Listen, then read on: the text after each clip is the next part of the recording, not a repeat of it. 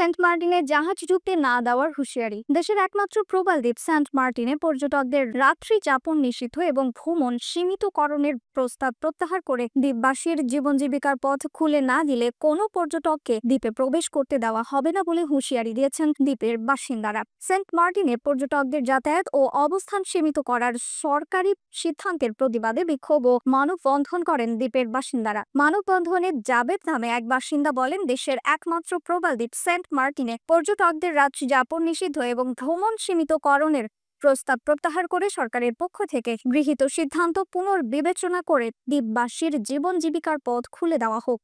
অতীতের কোনো সরকার দ্বীপ নিয়ে এমন তালবাহানা করেনি, কিন্তু বর্তমান সরকার পরিবেশ রক্ষার নামে পর্যটন শিল্প ধ্বংস করার পায়তারা শুরু করেছে। সরকার যদি তাদের সিদ্ধান্ত থেকে সরে না আসে, দ্বীপের বাসিন্দারা কোনো পর্যটককে দ্বীপে প্রবেশ করতে দেবে না। আরেক বাসিন্দা বলেন, সেন্ট মার্টিন নিয়ে গভীর ষড়যন্ত্র হচ্ছে। পরিবেশের দোহাই দিয়ে দ্বীপবাসীদের মারার ফাঁদ তৈরি করা হয়েছে। এদিকে দীর্ঘ 9 মাসেরও বেশি সময় বন্ধ থাকার পর কক্সবাজার সেন্ট মার্টিন রুটে জাহাজ চলাচল শুরু হয়েছে। জাহাজ চলাচলের দিনক্ষণ ঠিক করা হলেও যাত্রী সংকটের কারণে তা পিছিয়ে 1 ডিসেম্বর জাহাজ চলাচলের সিদ্ধান্ত নিয়েছে জাহাজ মালিক কর্তৃপক্ষ।